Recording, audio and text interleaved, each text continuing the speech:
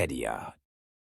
For 10,000 years, that name stood as a bulwark between humanity and utter darkness. This fortress world guarded the most dangerous threshold in the galaxy, the Eye of Terror, and for millennia it held the line. The soldiers of Cadia, disciplined and unyielding, became legendary as the Imperium's finest. They were the first line of defense and often the last ones standing. Every day on Cadia was a battle for survival, every citizen a potential soldier. It was the rock upon which the tides of chaos broke, a name spoken with reverence by countless Imperial citizens and with hatred by the enemies of mankind. In the grim darkness of the far future, countless heroes and armies rise and fall. But the Cadian Shock Troops, the regiments raised on Cadia soil, remain iconic. They were born in war, lived in war, and many died with lasgun in hand, all so the rest of humanity could sleep at night, or at least die a little later. Today, we'll take you inside the ranks of the most storied regiment in Warhammer 40k, the Cadians, to discover what made them the pride of the Imperial Guard, how they trained and fought, and how their legacy endures even after their world's cataclysmic fall. Welcome to Cadia, where Cadia Stands is more than a motto, it's a way of life, and where even in destruction this regiment's legend lives on. The fortress world of Cadia. Cadia was no ordinary planet. It was a fortress world in every sense. Situated at the edge of the Eye of Terror, the galaxy's worst neighborhood, a warp rift teeming with chaos, Cadia guarded the only stable route out of that hellish realm. This passage, known as the Cadian Gate, was the funnel through which countless horrors would spill into the Imperium, if not for Cadia standing vigil. In other words, Cadia was humanity's shield, planted firmly at the galaxy's gate of damnation. The strategic importance of this world was off the charts. Any massive chaos invasion pretty much had to bulldoze through Cadia first, and for 10,000 years that was easier said than done. Interestingly, Cadia wasn't always under Imperial control. It was made into the bastion it became. In the aftermath of the Horus Heresy, the galaxy-spanning civil war that nearly toppled the Imperium, the fleeing traitor legions disappeared into the Eye of Terror, and Cadia was left a ruined, chaos-tainted place. The Imperium realized that this world had to be secured, or humanity would never know peace. So in the early 32nd millennium, settlers and soldiers resettled Cadia specifically to turn it into a bulwark. Ironically, according to legend, the native humans on Cadia, before then, had worshipped the dark gods, a stain the Emperor's forces cleansed with extreme prejudice. Over the following centuries, the Imperium rebuilt Cadia in steel and stone. Early on, it became clear that traditional city layouts weren't going to cut it. After the first chaos assaults, they rebuilt every population center into a fortress. By the time of the later Crusades, Cadia cities had been reforged into the impregnable casernes that would famously hold out against the worst of sieges. To call Cadia heavily fortified would be an understatement. Imperial battle fleets prowled its orbital space, ready to blast anything unsanctioned out of the void. The planet itself bristled with defenses, from vast orbital gun platforms and ground-based missile silos to the towering fortress cities that dotted its surface. These cities, called casernes in the local tongue, were military bastions engineered to withstand the worst siege imaginable. Each caser was protected by layers of void shields and ringed by bunkers, trenches, and artillery emplacements. There were gun turrets on the walls, gun turrets in the streets, probably gun turrets in the bathrooms for all we know. Even the architecture was militarized. Every hab block and factory was built to double as a strong point. A bakery on Cadia might hide an ammo dump in its cellar, and the town hall likely had bolter emplacements on the roof. On Cadia, every building was a bunker and every citizen a potential defender. Each Kasser streets were laid out in elaborate geometric patterns. From above, they resembled an intricate puzzle, purposely designed to confuse and bog down any invader who breached the outer defenses. Life on this world was bleak, harsh, and relentlessly disciplined, exactly what it needed to be. The climate was cold and unforgiving, with howling winds sweeping over gray plains. It wasn't the kind of place you'd vacation, but those brutal conditions helped forge brutal resolve. Only the strongest survived to adulthood on Cadia, and they came of age knowing nothing but duty. The planet was under permanent martial law, which sounds dystopian elsewhere, but for Cadia it was simply Tuesday. Freedom took a back seat to survival. Curfews, drills, and military parades were the norm. Incoming spacecraft that didn't have the correct security codes would be shot down first and questioned later. That was life on Cadia Frontier. Eternally vigilant, always a hair trigger away from all-out war. Notably, many Cadians even bore distinctive purple-colored eyes, a benign mutation from generations living under the warp's eerie glow. Instead of sowing fear, those unusual eyes became a mark of pride. Even the bodies of Cadia people proclaimed they were forged by the fires of war. For millennia, it worked. The gates of hell remained slammed shut because Cadia and its people refused to break. Militarized from birth. On Cadia, every man, woman, and child was a soldier in training. Quite literally, by law and by culture, service was universal. Nearly three-quarters of the population wore a uniform and carried a rifle. Children were taught to field strip and reassemble a lasgun before they learned to read. Reading is overrated when you live next door to Hellspawn. Knowing how to shoot straight tends to be more useful. By the time a Cadian kid was in their early teens, they could march in formation, recite tactical doctrines from memory, and hit a target in howling wind at 500 meters. There was even a charming rite of passage known as the month of making. Before puberty, Cadian youths were sent to survive alone on the frozen islands of the Caducades Sea for a month with minimal supplies. Those who came back alive earned the right to join the ranks. Fun childhood, huh? To get an idea of what this meant in practice, a day off for a Cadian White Shield might still start before dawn with a 5-kilometer run and weapons drills. By midday, they could be out in the wilderness on a live fire exercise, last bolts sizzling overhead as they crawl through mud and razor wire. Perhaps in the afternoon, they'll assault a mock fortress, constructed by their instructors to be just shy of impossible to crack. And come evening, they're expected to clean every weapon, recite the day's lessons learned, and stand sentry duty before catching a few hours' sleep. It's a punishing regimen. But by the time a White Shield graduates to full guardsmen, there's almost nothing the galaxy can throw at them that they haven't already endured in training. As soon as they were of age, teenagers were inducted into the youth army, organized into units called White Shields. These weren't just Boy Scouts with lasguns. White Shield platoons trained under live fire conditions, sometimes even fighting alongside grown soldiers when the situation was dire. Most of the time, they waged mock wars against each other across the harsh Cadian wilderness, learning squad tactics and survival the hard way. The regimen was grueling, but it forged veterans before they even officially became adults.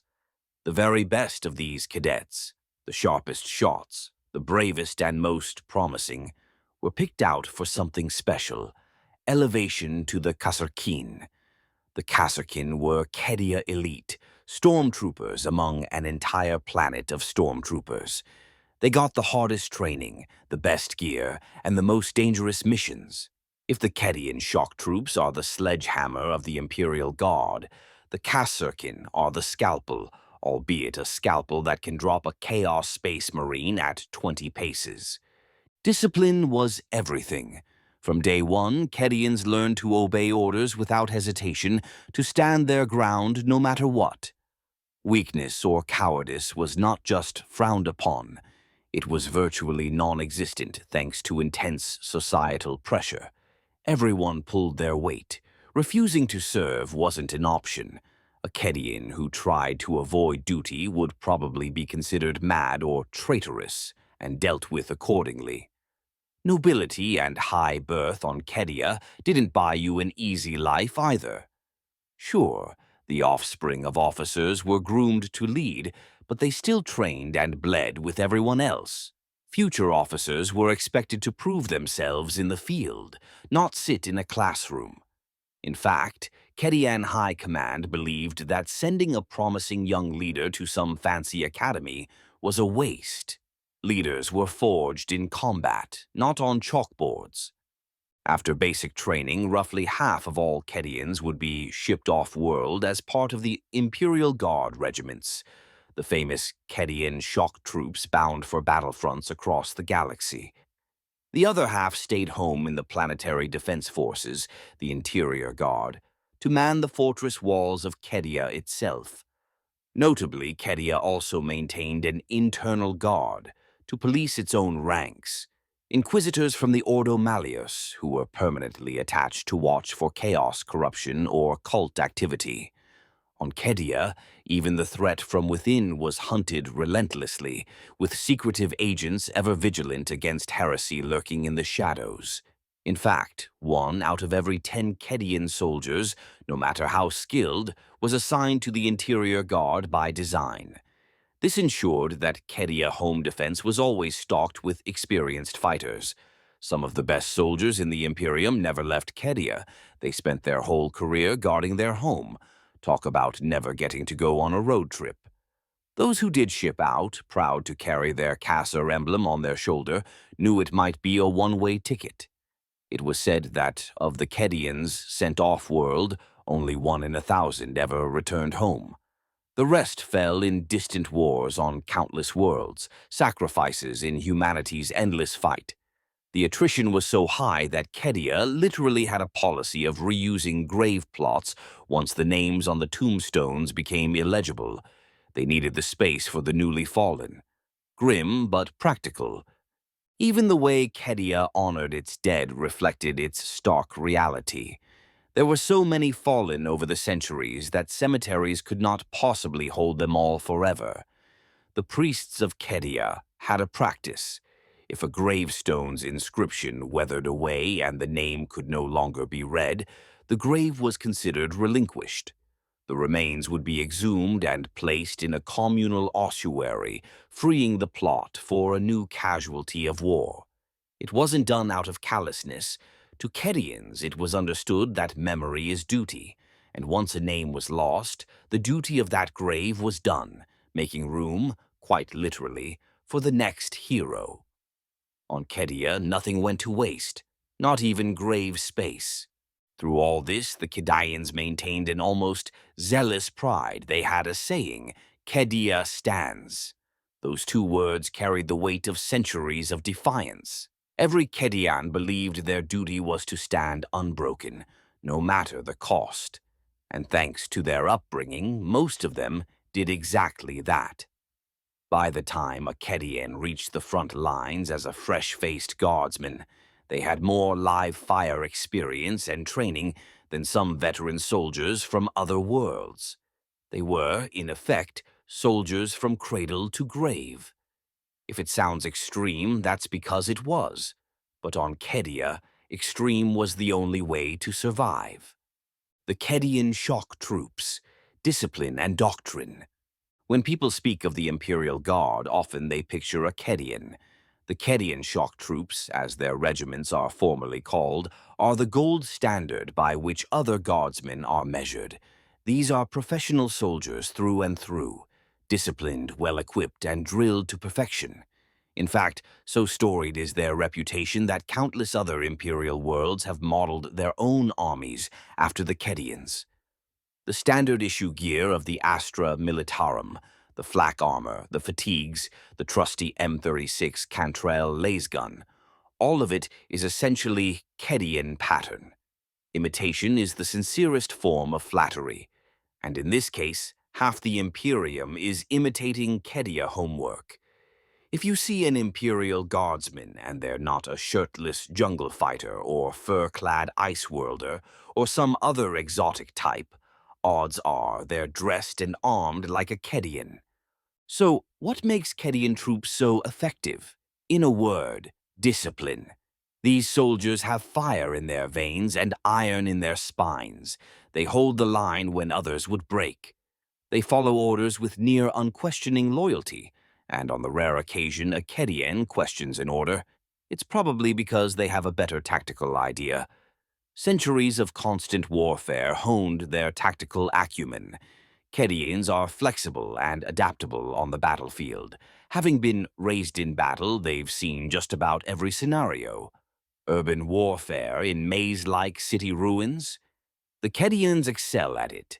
After all, they built their own cities to be death traps for invaders, so they know a thing or two about fighting in streets and rubble. Trench warfare slogging through mud and barbed wire? Cadia been there.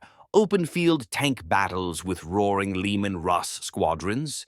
Cadians coordinate with armored units as naturally as if born in a command bunker. Many probably were. Siege defense, rapid assault, guerrilla actions. Name any type of warfare and a Cadian regiment has a playbook for it. This adaptability made them the go-to choice for commanders across the galaxy. If an Imperial general requested reinforcements and got a Cadian unit, they breathed a little easier that night. Cadian regiments also benefited from top-notch equipment and rigorous organization. A Cadian unit on campaign was a model of combined arms warfare.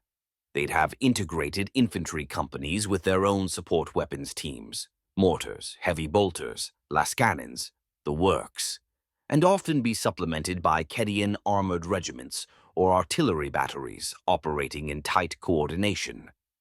Unlike some of the more ragtag forces from fringe worlds, the Cadians followed the Tactica Imperium to the letter, the formal doctrines of war, and actually made it work.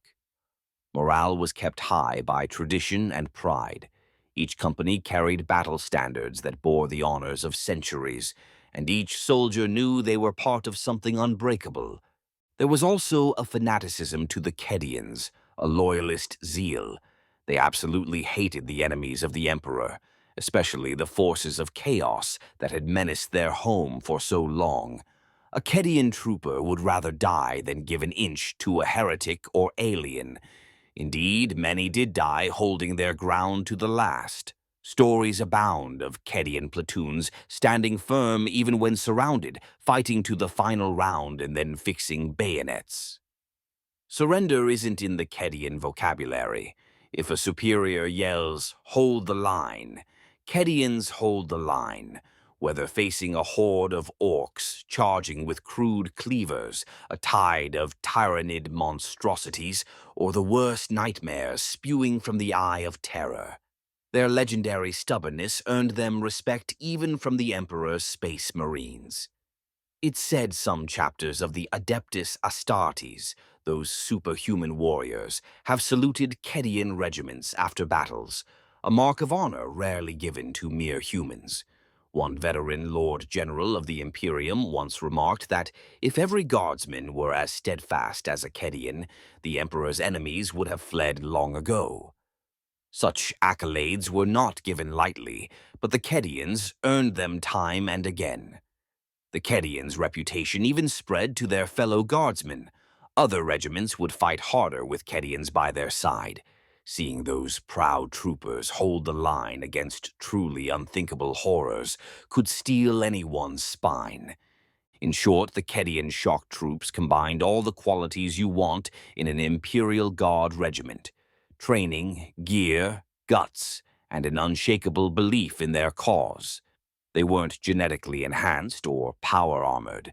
They bled and died like ordinary men and women. But in the crucible of unending war, they proved time and again that mere humans can stand against the worst the galaxy has to offer. and prevail, at least for a while. That is why the Cadian regiments are held up as icons of the god. They are the humble, dogged, laser-gun-toting heroes that exemplify the Imperium's indomitable spirit. And as long as a Cadian draws breath, Cadia stands. War on all fronts. Cadian regiments didn't just sit at home on guard duty. They were shipped out to fight on countless worlds and war zones, earning battle honors across the galaxy. If there was a major conflict in the Imperium, chances are a Cadian banner was there, and often they were leading the charge or holding the last line. They faced down endless hordes of orcs during invasions, dug in against ravenous tyrannid hive fleets, clashed with the advanced armies of the Tau Empire, and stood off the horrific legions of chaos more times than anyone could count. Though the Tau possessed technology far beyond standard Imperial kit, the Cadians' superior coordination and sheer obstinance often won the day. Many a Tau commander came to realize that these human troops simply refused to be intimidated or outfought, no matter the odds. From the frozen trenches of frigid ice worlds to the steaming jungles of death worlds, the purple-eyed soldiers of Cadia brought disciplined fury to every battlefield. In the Third War for Armageddon, for example, Cadian Shock Troops were at the forefront, reinforcing that embattled world against an orc onslaught that could have drowned lesser troops in green tides. Earlier in that same century, during the Gothic War, Cadian regiments had also been instrumental in battling a massive chaos armada ravaging the sectors. They joined forces with the Imperial Navy's battle fleet Gothic to retake worlds overrun by heretics, and even boarded hulking chaos space stations in daring raids. Their actions in that war helped put an end to the Despoilers campaign, at least for a time. During the terrifying Tyrannid Wars, Cadian regiments formed the steel core of defense lines on frontier planets, pouring fire into chitinous nightmares and holding fast where others might break. They have liberated besieged hive cities, stormed beachheads alongside space marines, and defended critical star fortresses in the void. Basically, name a famous war. The Cadians were there, and often their presence meant the Imperium would carry the day. Crucially, Cadia forces were engaged in an eternal battle with the followers of Chaos. Over the millennia, the Imperium recorded 13 major Chaos incursions, known as the Black Crusades. Massive offensives launched from the Eye of Terror that aimed to spill doom into the galaxy. Cadia stood at ground zero for these hellish wars. 12 times before the final fall, the forces of Chaos tried to crack the Cadian gate wide open. Black crusades would erupt, sending forth traitor marines, heretic legions, and warp-spawned abominations in numbers beyond counting. Some of those crusades were smaller, probing assaults. Others were galaxy-shaking invasions. But every single time, Cadia and the Imperium's defenders managed to throw the attackers back into the abyss. It wasn't without cost. Each Black Crusade left graveyards of Cadians by the thousands, if not millions, and filled war journals with tales of desperate last stands. Yet, Cadia stands. That was the refrain after each victory. After one particularly brutal Black Crusade, the battle-scarred Cadians simply rebuilt their fortifications, stacked the enemy's corpses like sandbags, and waited for the next round. You get the sense these people were stuck in an endless loop of Groundhog Day. Except the Groundhogs are blood-mad chaos warlords and demonic hosts. Through victory after hard-won victory, the legend of the Cadian regiments only grew. They became known as the Hammer of the Emperor, a title they shared with other elite forces but earned in full measure on 100 battlefields. Their uniforms, once a local pattern of practical olive and tan, became symbolic of unwavering resistance. For the average citizens across the Imperium, Holovid images of Cadian troops raising their rifles in triumph or standing unbowed amidst smoking ruins were inspirational, proof that humanity could hold its own in the darkest of times. Meanwhile, the enemies of mankind learned to dread the sight of Cadian colors on the horizon. It meant that whatever foul scheme or grand offensive they had planned was about to meet an unbreakable wall of lasgun fire and bayonets. The Cadians were not superhuman, but in war after war they achieved feats that made it seem otherwise. All of this was leading up to an apocalyptic confrontation. After centuries of foiled invasions, chaos was not about to give up. Each Black Crusade was but a prelude to the next, and the forces of ruin were learning, biding their time, massing their strength for one final push. The Cadians, for their part, prepared as they always did, by fortifying, drilling, and standing ready to sell their lives dearly. They had no way of knowing the storm that was coming would be unlike any before. The 13th Black Crusade was at hand, and with it, Cadia date with destiny, the fall of Cadia.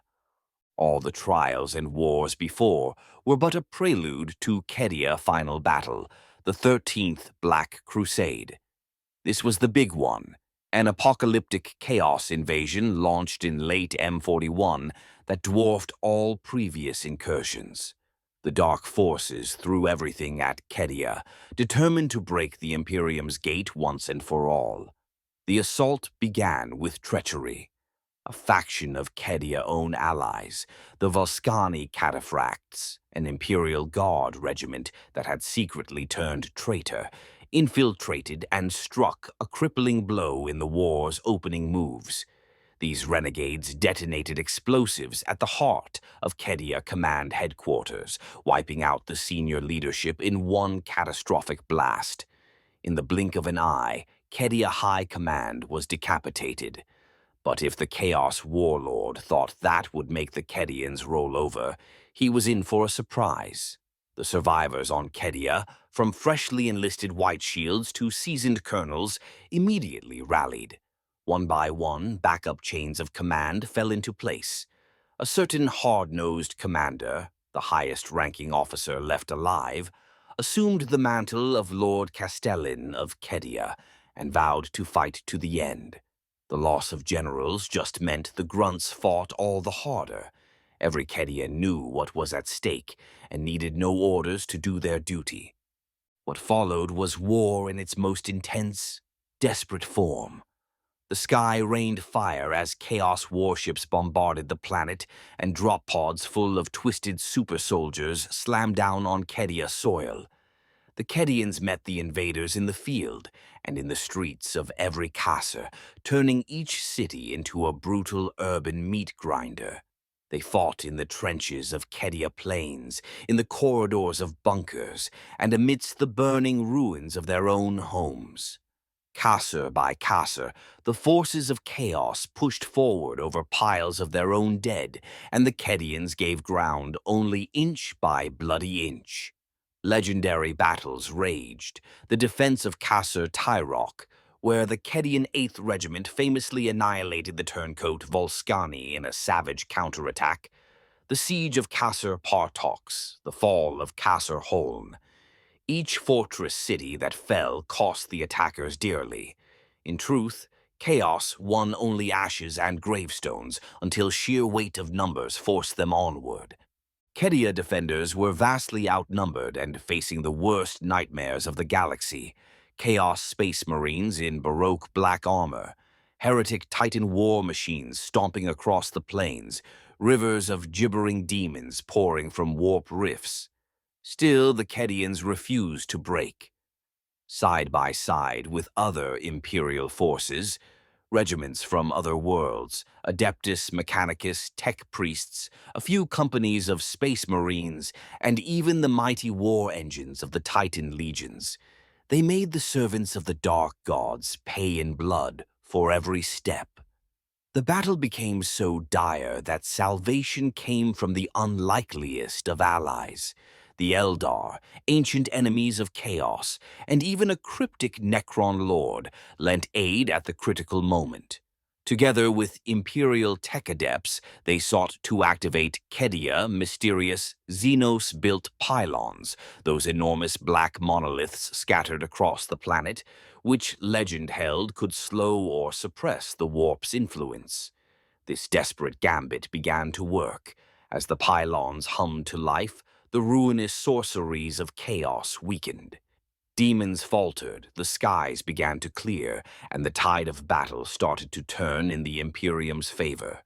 For one golden moment, it seemed Cadia might actually stand victorious yet again, snatching defiance from the jaws of defeat. That was when the enemy resorted to utter desperation. The archfiends of chaos, unwilling to accept another failure, unleashed a doomsday move that nobody could have anticipated or survived. High above Cadia, the invaders had a gargantuan space station, a captured blackstone fortress, a relic of ancient super technology the size of a small moon. In a final act of malice, the Chaos War Master commanded this blackstone fortress to plummet from orbit straight down onto Cadia. Imagine a mountain-sized bomb dropping on your hometown. That's essentially what happened. The impact was beyond apocalyptic. In one shattering instant, Cadia crust cracked like an eggshell. The planet's surface ruptured, continents split, oceans boiled. The mighty pylons, which had been the planet's last hope, were smashed apart by the seismic shock. All the energy they were containing exploded outward. The sky tore open as the Eye of Terror, that great warp storm, roared in triumph. Cadia, the world that had stood firm for 10,000 years, was dying. Yet even as the planet literally broke apart beneath them, the Cadians still fought on. They continued to evacuate civilians and comrades, covering the retreats to the very end. A last stand was made at Cadia Final Bastion, the lone remaining functional stronghold amid a collapsing landscape. Countless thousands of Cadian soldiers gave their lives, holding back the onrushing hordes just a little longer, so that ships high above could rescue whoever they could. The scene was beyond tragic. A once austere world reduced to flaming chunks, with its indomitable soldiers still firing laser guns into the dark until swallowed by that darkness. For those soldiers on the ground, it was the very end of their world, yet not a single report tells of them faltering. The Cadians did not break, even when all hope was gone. They fought until they simply could not, and by that time there was no Cadia left to fight on. Only a relative handful of survivors escaped the death of Cadia, ferried away on evacuation craft and the great Imperial battleship Phalanx. Untold millions perished so that perhaps 2 or 3 million souls might flee. When the last ship finally tore away into the void, Cadia broken remains were engulfed by the expanding warp rift. According to later reports, the very last Vox transmission out of Cadia command bunker was a voice proudly declaring, "Cadia Stands," before it faded into silence. Perhaps apocryphal, but it's exactly the note of stubborn pride you'd expect from the Cadians in their final moment. The aftermath was a nightmare on a galactic scale. With Cadia destruction, the delicate balance containing the Eye of Terror was lost. The warp storm expanded furiously, ripping reality asunder. A cataclysmic tear in the fabric of space, the Cicatrix Maledictum, also called the Great Rift, spread across the galaxy from Cadia location.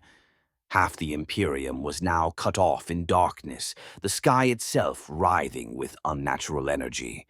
It was as if the final death of Cadia was the dam breaking that unleashed hell across the stars. But amid this devastation, the legacy of Cadia Last Stand shone bright. Imperial propaganda, and really anyone who witnessed it, enshrined the Cadians' courage in legend. The common saying that emerged was, "The planet broke before the god did."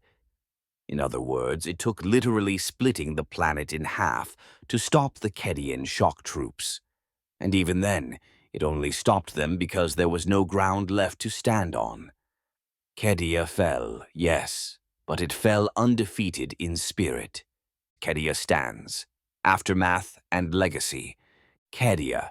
The planet may be gone, but Cadia, the legend, lives on. The surviving Cadian Shock Troops, those who escaped the fall or were off-world in other war zones at the time, did not just throw in the towel. Far from it. In the wake of the cataclysm, these soldiers became a dispersed army of Avengers, carrying their war flag to every corner of the Imperium that needed defending. They are often called the Cadian Diaspora, and they've made it their mission to ensure Cadia's sacrifice was not in vain. Their mantra, Cadia Stands, transformed from a defiant slogan into a solemn vow and rallying cry. As long as any Cadian lives to fight, Cadia, in spirit, still stands.